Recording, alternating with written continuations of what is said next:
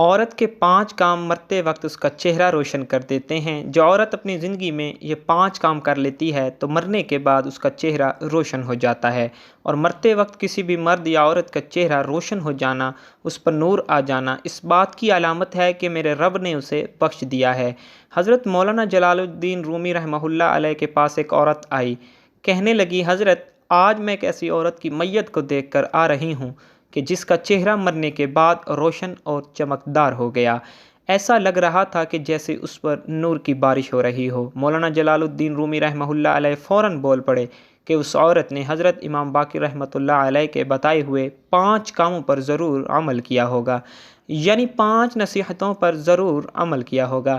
محترم ناظرین، ہر ایک عورت کا چہرہ مرتے وقت روشن نہیں ہوتا، بلکہ صرف اسی عورت کا چہرہ روشن اور پرنور ہوتا ہے جو اپنی زندگی میں یہ 5 کام سر انجام دیتی ہے۔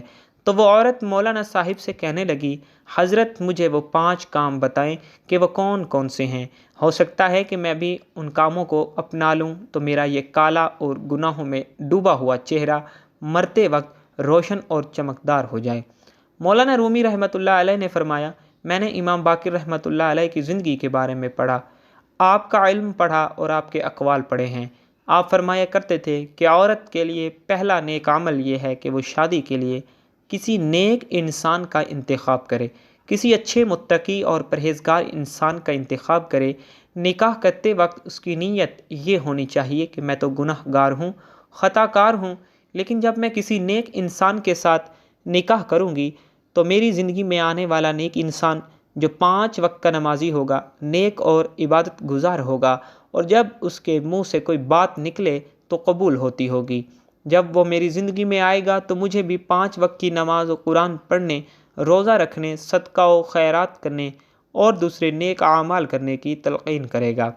تو جب میں اس کی نیک کاموں کی تلقین پر عمل کروں گی تو ایک تو مجھے اپنے شوہر کی بات ماننے کا ثواب ملے گا جو کہ ہر عورت کو ملتا ہے جب وہ اپنے شوہر کے حکم کی بجا آوری کرتی ہے۔ دوسرا، جب میں 5 وقت کی نماز ادا کرنے کے لیے وضو کروں گی تو یہ وضو میرے چہرے کو اس دنیا میں بھی اور آخرت میں بھی روشن کر دے گا۔ ناظرین کرام، قیامت کا ہولناک دن ہوگا، ہر مرد و عورت پریشان حال ہوگا، نفسا نفسی کا عالم ہوگا، لوگوں کے چہروں پر قرب اور تکلیف کے باعث ہوائیاں اڑ رہی ہوں گی، تو ایسے میں ایک عورت ایسی بھی ہوگی کہ جس کا چہرہ 14ویں کے چاند کی طرح چمکتا ہوگا۔ دوسری عورتیں جب اس کا چمکتا روشن چہرہ دیکھیں گی تو حیران رہ جائیں گی۔ دنیا میں تو جب کسی عورت کا چہرہ خوبصورت اور چمکدار ہو، رنگت نکھری اور صاف ہو تو دوسری عورتیں اس سے پوچھتی ہیں کہ بتاؤ کون سا میک اپ استعمال کرتی ہو، کون سی کریم استعمال کرتی ہو، کون سا بیوٹی لوشن لگاتی ہو، کون سی بیوٹی پارلر سے تیار ہو کر آتی ہو۔ لیکن قیامت کے دن کوئی عورت یہ نہیں پوچھے گی کہ کون سی کریم لگاتی ہو، بلکہ اس دن جس عورت کا چہرہ زیادہ روشن اور چمکدار ہوگا تو دوسری عورتیں اس سے پوچھیں گی کہ بتاؤ دنیا میں کون سا ایسا عمل کیا کرتی تھی کہ جس عمل نے قیامت کی ہولناکیوں میں بھی تیرے چہرے کو روشن کر دیا ہے۔ تو پھر وہ عورت کہے گی کہ میں دنیا میں یہ 5 عمل کیا کرتی تھی۔ نمبر 1، فرمایا گیا شادی کے لیے نیک اور متقی شخص کا انتخاب کرنے والی عورت جب نیک اور متقی شخص اس کی زندگی میں آ جاتا ہے تو یہ اس کی زندگی میں ڈھل جاتی ہے، نمازی بن جاتی ہے، قرآن پڑھتی ہے، حق بولتی ہے، سچ بولتی ہے، اچھے اخلاق اپناتی ہے، محلے کی عورتوں کے ساتھ اچھے اخلاق کے ساتھ پیش آتی ہے، اپنے گھر کے بڑوں کا ادب کرتی ہے، چھوٹوں پر شفقت اور مہربانی کرتی ہے، بد لحاظی، بدتمیزی اور بد اخلاقی سے بچتی ہے۔ تو مرتے وقت روح بعد میں نکلتی ہے، میرا اللہ جنت کا ٹکٹ پہلے دے دیتا ہے اور اس کا چہرہ روشن کر دیتا ہے۔ سبحان اللہ۔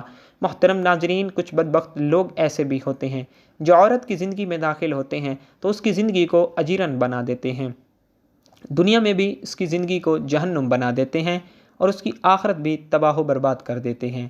تو حضرت امام باقر رحمۃ اللہ علیہ نے فرمایا کہ دوسرا عمل جس سے عورت کا چہرہ مرتے وقت روشن ہو جاتا ہے وہ ہے پردہ۔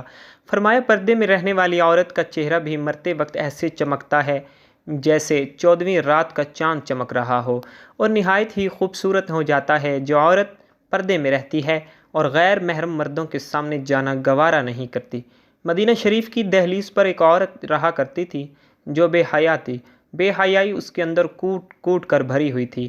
وہ غیر محرم مردوں کے سامنے جاتی تھی اور فحاشی پھیلا رہی تھی، فحش گوئی کرتی تھی، یعنی غیر محرم مردوں کے سامنے جانا، اپنی نمائش کرنا اور ان سے غیر اخلاقی گپ شپ لگانا، وہ بے حیائی میں بڑی ہی مشہور تھی۔ ایک دن میرے کریم نبی جناب محمد مصطفیٰ صلی اللہ علیہ وآلہ وسلم ایک چبوترے پہ بیٹھ کے آپ سرید کھا رہے تھے۔ سرید کہتے ہیں گندم یا جو کی روٹی کو گوشت کے شوربے میں پکانا یا اسے بھگو کر کھانا تاکہ وہ اچھی طرح سے نرم ہو جائے۔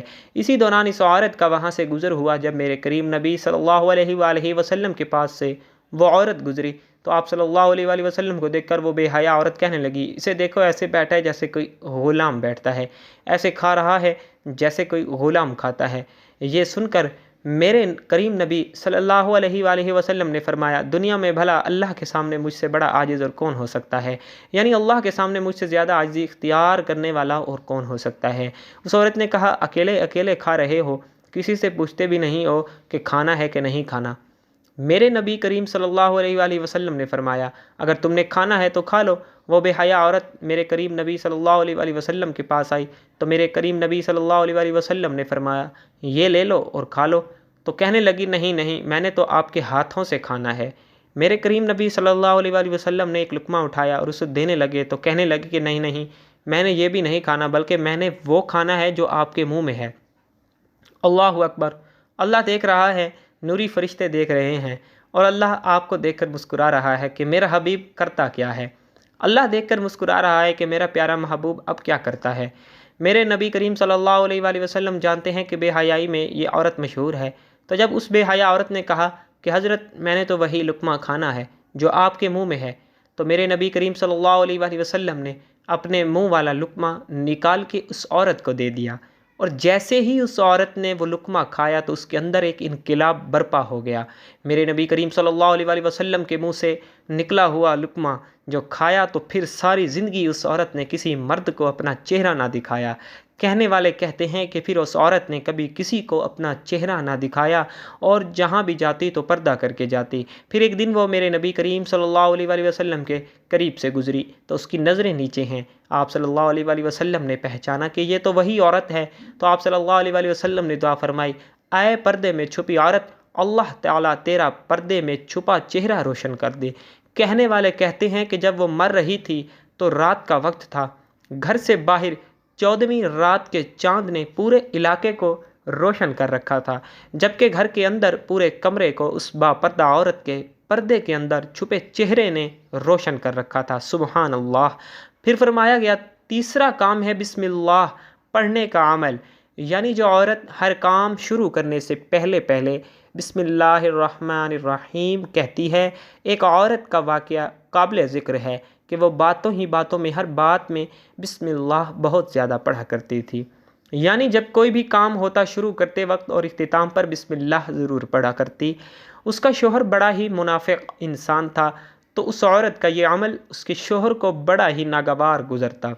اب شوہر نے اپنی اس بیوی کو شرمندہ کرنے اور بے عزت کرنے کی غرض سے اسے ایک تھیلی دی اور کہا کہ اسے سنبھال کر رکھ دو۔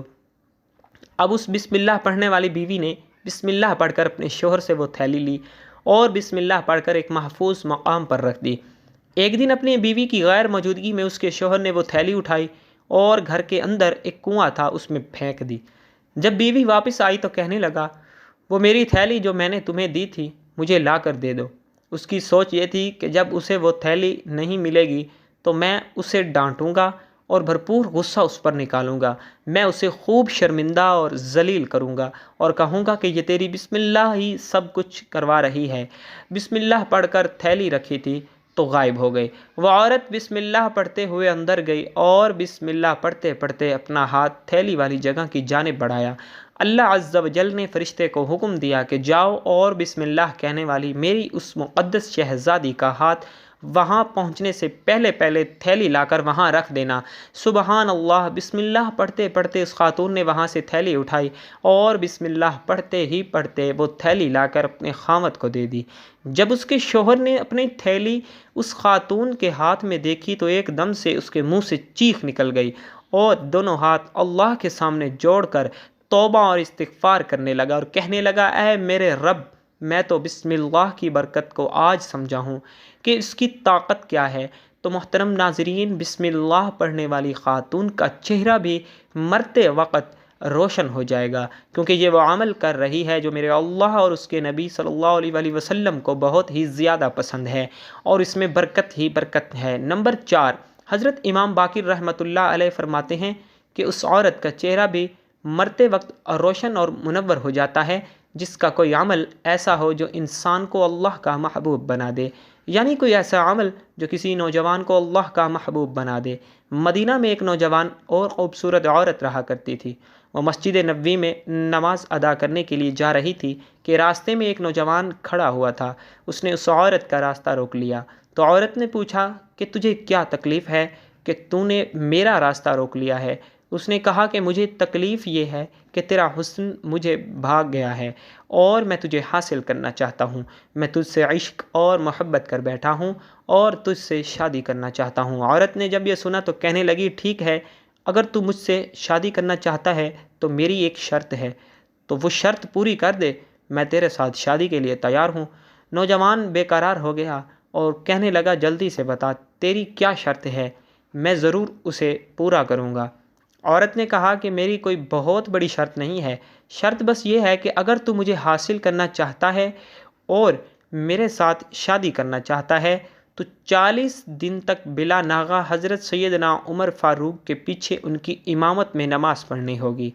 وہ نوجوان فوراً وضو کر کے مسجد پہنچ گیا، اس عورت کے ساتھ شادی کرنے کے لیے دن میں 5 وقت نماز بجماعت ادا کرنے لگا۔ قربان جائیے حضرت سیدنا عمر فاروق رضی اللہ تعالیٰ عنہ کی امامت پر کہ جن کی اقتداء میں وہ نوجوان نماز ادا کرنے لگا۔ جیسے جیسے وہ نوجوان حضرت عمر فاروق رضی اللہ تعالیٰ عنہ کی امامت میں نماز ادا کرتا رہا، اس کے دل کی دنیا ہی بدلتی گئی۔